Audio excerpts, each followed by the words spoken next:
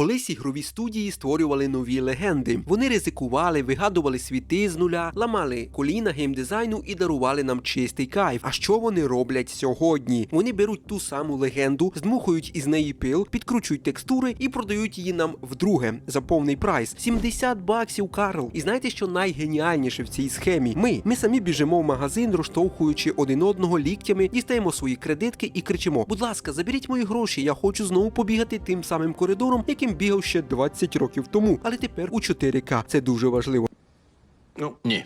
Індустрія геймінгу потрапила в нескінченну петлю часу. Ми застрягли, по суті, в колі ремейків, ремастерів, дефінітів та Director's Cuts видань. Ласкаво просимо у світ, де минуле коштує дорожче за майбутнє. Сьогодні ми розберемося, ремейки – це рятівне коло для класики чи найвитонченіше легальне пограбування в історії медіа. Полетіли, з тебе лайк, підписка. Давайте на хвилину вимкнемо геймерські емоції і увімкнемо холодний розум середнього топ-менеджера в дорогому костюмі з EA, Ubisoft або Sony. Уявіть, 26-й рік. Створення сучасної AAA гри – це більше не творчість 3 гіків у підвалі. Це виробниче пекло тривалістю 5-7 років і бюджетом у 200, 300, а то й 500 мільйонів доларів. Створити нове IP – це як поставити все майно на зеро в казино. Ти можеш вигадати геніальний всесвіт, наняти найкращих сценаристів, але гра вийде геймерам у TikTok, не сподобається зачіска головного героя і все. Акції компанії летять на дно, студію закривають, розробники йдуть працювати в таксі. Ризик просто космічний, ви це розумієте прекрасно. Тут навіть не потрібно довго затягувати саме цей пункт. І тут у кімнату заходить маркетолог, каже: панове, а навіщо нам ризикувати взагалі? У нас в підвалі лежить бренд, який усі люблять. Люди вже купували його в 1998-му, купували в 2005-му. Давайте просто загорнемо його в новий рушій. І у босів на очах з'являються значки доларів, як у мультфільмах. Тому що ремейк – це мрія будь-якого, сраного капіталіста. Тобі не треба вигадати концепт, не треба тестувати геймдизайн, сюжет уже написаний, персонажі культові. А головне, база фанатів вже готова підігрівати хайп безкоштовно. Тобто корпоративне мислення остаточно перемогло творчість. Індустрія банально перестала вірити у нові легенди. Навіщо створювати нове, якщо можна нескінченно доїти старе? І в цьому є якась логіка ось цього саме абсурду, цієї абсурдної думки. Я про це говорив іще дуже багато років тому, і тоді це виглядало не так сильно, знаєте, прям реалістично, як виглядає саме зараз. А тепер давайте поговоримо про нас із вами, простих гравців. Чому ми на це, по суті, ведемося? Чому дорослі бородаті мужики плачуть, коли бачать трейлер ремейку гри свого дитинства? Психологія ностальгії – це неймовірно потужна штука, і ви навіть не можете уявити наскільки. Коли ми згадуємо ігри, в які рубалися в дитинстві чи в підлітковому віці, наш мозок займається жорстким самообманом. Ми згадуємо не просто кутисті пікселі та криву камеру дуже багато років тому. Ми згадуємо час, коли дерева були вищими, коли не треба було платити за комуналку, думати про роботу чи переживати через дедлайни. Ти приходив зі школи, кидав рюкзак, вмикав консоль або що ти там граєш, комп'ютер, ноутбук, і був абсолютно щасливим. Це так званий ефект повернення додому. І це дуже сильно маніпулятивна саме ось ця думка. Великі корпорації наймають цілі відділи психологів та нейромаркетологів саме для того, щоб виміряти рівень цієї вашої емоційної прив'язаності. Ви пам'ятаєте, як робили Ubisoft у минулому 2025 році? Вони наймали психологів. І тоді це подали так ЗМІ саме, що типу це вони собі їх наймали, а вони це наймали їх для іншого завдання і для іншої, звісно, ролі. Вони знають, що ви купуєте не гру, ви, по суті, купуєте квиток у часи, коли вам було добре. Ремейк – це машина часу в красивій обгорці. Ви купуєте власні спогади, які вам перепродає компанія, що не має до вашого дитинства жодного стосунку. Це легальна торгівля емоційним наркотиком. І ціна цього наркотику постійно зростає, і це видно, тому що кожна, по суті, гра, яка виходить ремейком, вона все більше і більше збільшує ціну.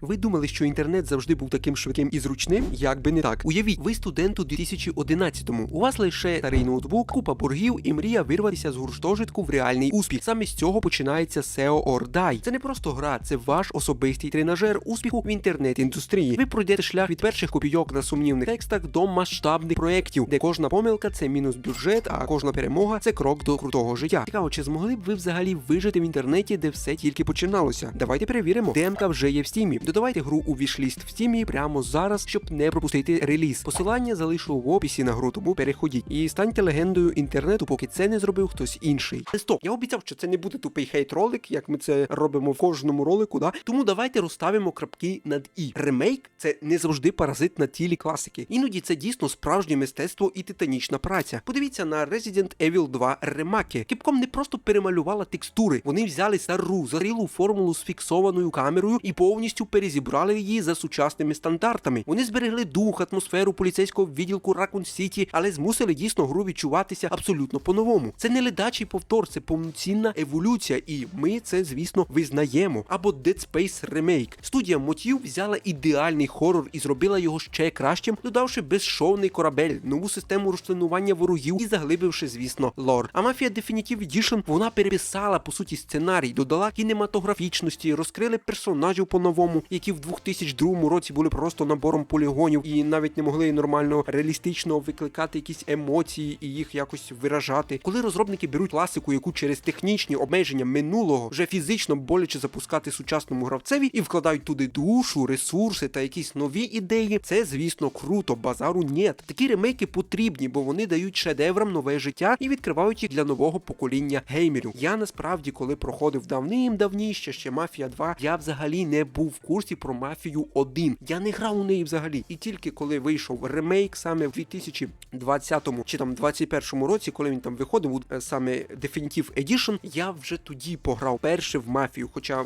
перша Мафія вийшла ще в 2002 році. Тому такі ремейки це, звісно, круто, тому що вони відкривають нам дорогу до ігор, які ми просто банально не знали. А тепер тримайте свої гаманці, бо ми заходимо на територію відверто цинічного криміналу. Ласкаво просимо до блоку ледачий кеш граб. Пам'ятаєте GTA Trilogy Definitive Edition? О, ну це ж історичний момент 21-го року. Як взагалі це можна не пам'ятати? Rockstar просто взяли 3 культові ігри, які виховали мільйони геймерів, віддали їх мобільній студії, ті прогнали ігри через нейромережу, просто максимально жорстко просто зіпсували моделі персонажів, просто зламали код люто і випустили цей забагований шматок коду за $60 і сказали, от жріть, жріть. Це ж просто класика, ви мусите жрати, яка різниця, типу, як воно виглядає. Це не ремейк, це плювок в обличчя кожному, хто любив San Andreas. Або подивіться на Bethesda. Тодд Говард продав нам Skyrim стільки разів, що я вже боюся, відкривати мікрохвильовку навіть, тому що раптом там теж запуститься заставка з возом і фразою Hey, you. Finally awake.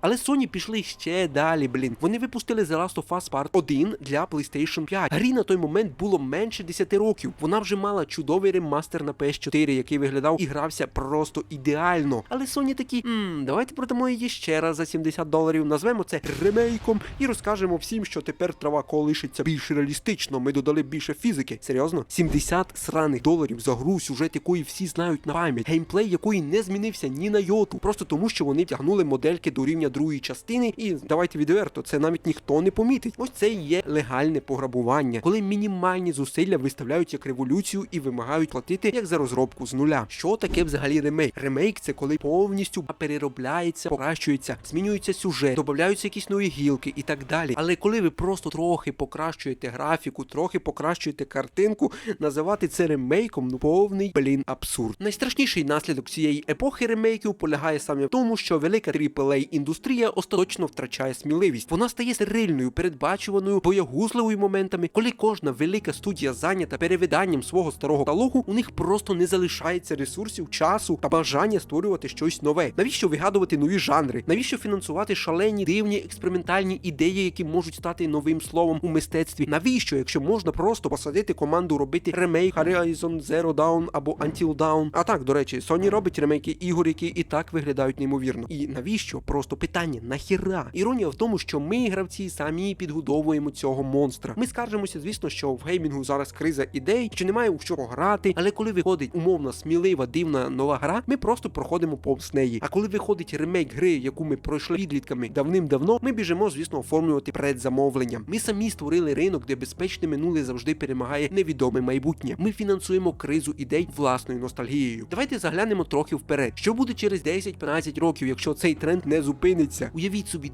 2035 або 2040 рік. Що ми будемо ремейкувати тоді? Ремейку Resident Evil 2? Чи, можливо, з The Last of Us Part 1 ремейк Remastered Definitive Super Edition для PlayStation 7? Якщо індустрія остаточно перестане створювати нові франшизи сьогодні, у нас просто закінчиться паливо для ностальгії в майбутньому. Через 20 років нам не буде чого згадувати з теплотою, бо все, у що ми грали зараз, це пережована жуйка з нульових та десятих років, які виглядають ніяким чином не змінено. Пережований двічі, а навіть деколи і тричі кал. Це призводить до глобального безпечного геймдизайну. Ігри стають схожими одна на одну, як продукти в супермаркеті. Студії бояться помилитися, але ж без помилок не буває шедеврів, блін. Без провал Metal Gear ми б не отримали жанр стелс. Без експериментів з тривимірним простором ми б не мали сучасних екшенів. На щастя, ситуацію трохи рятує інді-сектор. Поки великі гіганти перепродають нам старі текстури за $70, маленькі студії з 3 людей створюють справжні хіти, які рухають індустрію вперед. І можливо саме там ховається справжнє майбутнє геймінгу, поки AAA-сектор повільно засинає у своєму склепі з грошей і спогадів. Ремейки існуватимуть завжди, і це факт. І якщо чесно, я не хочу, щоб вони зникали. Я кайфував від Resident Evil 4 ремаки, я з задоволенням пройшов Dead Space. Проблема не в самих ремейках, проблема в балансі. Коли ремейк – це рідкісна святкова подія, данина поваги великій класиці, яку хочуть зберегти для історії, то це прекрасно, це мистецтво і тут немає ніяких претензій. Але коли ремейки стають основною бізнес-стратегією цілих корпорацій, коли вони заміщають собою нові ідеї, а цінник у $70 виставляють просто за нове освітлення, це стає легальним пограбуванням нашого з вами майбутнього. І саме про такі ремейки цей відос, щоб ви там в коментарях не бомбили сильно. І найіронічніше те, що коли вийде наступний великий ремейк, скоро там буде Assassin's Creed Black Flag, я швидше за все знову зроблю на нього огляд, а ви швидше за все знову його купите. Машина ностальгії працює бездоганно, і ми самі справно платимо за її пальне.